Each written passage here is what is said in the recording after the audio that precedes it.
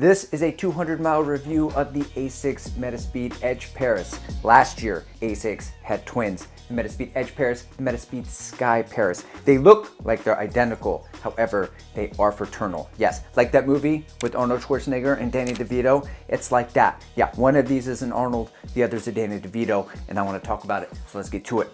But before we do that, please subscribe, like, comment, share it with your friends, do all the things, do it for the ALGO. Okay, let's talk about this FR. Let's return to our twins analogy because this is the main point of the video. So all of the ingredients for both of these shoes are the same. The Metaspeed Edge Paris, the Metaspeed Sky Paris, they both have the super foam, they have the plate, they're both very lightweight. It's just that this Metaspeed Edge Paris has the low plate position, the Sky has the high plate position. You've probably seen 100 videos on the plate position. I'm not going to go into too much detail there, but my theory, I posit that all of these materials, ingredients come together and they serve one of those two shoes better, thus making it an Arnold, and the other one is the Danny DeVito. And your Arnold is the Metaspeed Sky Paris, and your Danny DeVito, no disrespect to Danny DeVito or the Metaspeed Edge Paris, it is the Metaspeed Edge Paris. It's still my shoe of the year, but I want to talk about why all of those ingredients don't work as well for this shoe. Now, if you're new to the channel, guys, I sit into these shots. It's just what I do. Okay, I know it pisses some of you guys off, but I'm here for it. Anyway, I'm gonna put up on the screen is something called a shoe matrix. It's from a guy named Seth James Demore, SJD. I can't believe I have to explain that because when I was getting into running in 2020, he was the daily vlogger. He was the Joanna of the day, and he used to put up these shoe matrices, and he would talk about shoes in these terms: responsiveness and energy return. And I was like, but isn't that the same thing? I was new to running. They sound like the same thing. No, he would use different adjectives. So for responsiveness, he would say like the snap of the shoe and how aggressive it is. For energy return, he talked about it in terms of bounce and that sort of energy return that you get back. So for example, the shoe that I mentioned earlier, the Nike Vaporfly Next% 2, that shoe is very responsive. It's snappy, it's aggressive, maybe the most aggressive shoe I've ever run in. I just feel like I'm being pushed forward. Conversely, we have from Nike, the Invincible 1, very bouncy shoe, lots of energy return. And so all of that energy return, I would say, is in this ASICS Metaspeed Edge Paris and the Sky Paris. It is not a very responsive shoe. There are shoes that have a lot of energy return, and that complements the Metaspeed Sky Paris very well, but for the Metaspeed Edge Paris, it kind of interferes with the ride. Now follow me on this. This has the low plate position and you're supposed to land and kind of roll through. But because it's so bouncy all over, when it hits and kind of takes off, it's still very fast, but it doesn't really allow for the timing of it to roll through as smoothly as, say, the Nike Vaporfly 2, where that soft Sumex foam would collapse to a rigid plate and then respond off. Now I'm a midfoot striker, okay? Mizuno midfoot striker, Andrew. That's my name here, midlife. You can look on the outsole, and we'll get to it in a little bit here in more detail, how well it's holding up.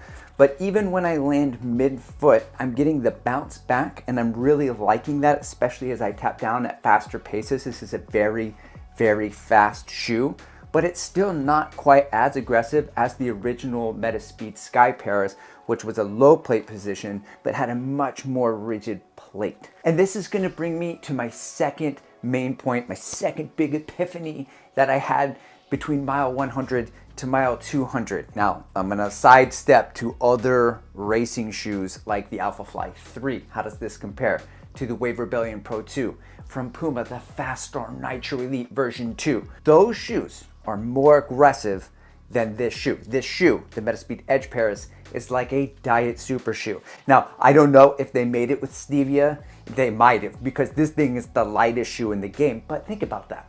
Okay, from a racing shoe perspective, there's not a whole lot of shoe there. So there's not a whole lot to give you much back because there ain't a whole lot of shoe. It's like a racing flat. So what is this best at? It has always, for me, it has always performed best at like mile pace, 5K pace, super fast stuff, because it's so lightweight and it still has that energy return. It's very nice. But like a marathon pace efforts, it's not super aggressive. It's light, and I like that. It's pretty good at marathon pace, but Like for my list, my 2024 shoe lists, well, my top 5 marathon racers, this was number 5. Yet, for my Rundy Awards, it was my shoe of the year. It was my favorite shoe of the year for a lot of the same reasons that we just talked about and what I'm about to tell you right now. I did 2 workouts from mile 184 to mile 204. One of them was called the Matt Fox Special. I even made a video about it and everything. I'll put it right here so you can watch it later or at the end of the video. Anyway, here are the cliff notes. My marathon pace efforts, they were around 640s. The threshold efforts, around 550s. My 5K paces were 526 to about 530, and my mile pace was around 508 to 512. Okay guys, I'm not trying to seriously flex on anybody with those paces or anything. I do want to let you know that I'm well aware of the fact that I cannot even run a 400 around the track at Connor Mance or Clayton Young's marathon pace. I want to say 2 things about those splits though. One, the marathon pace lagged a little bit behind compared to what those faster paces were. And number 2, this shoe still performed at mile 200 like it did when I first got it at faster paces. That's insane. This is why everyone will remember your name. Okay, now it's time for the last part of the video where I talk about the shoe at 200 miles versus 100 miles. I'm gonna set this thing down, it doesn't work. And so let's take a look at it. The upper looks like it's holding up just fine. It is without flaws.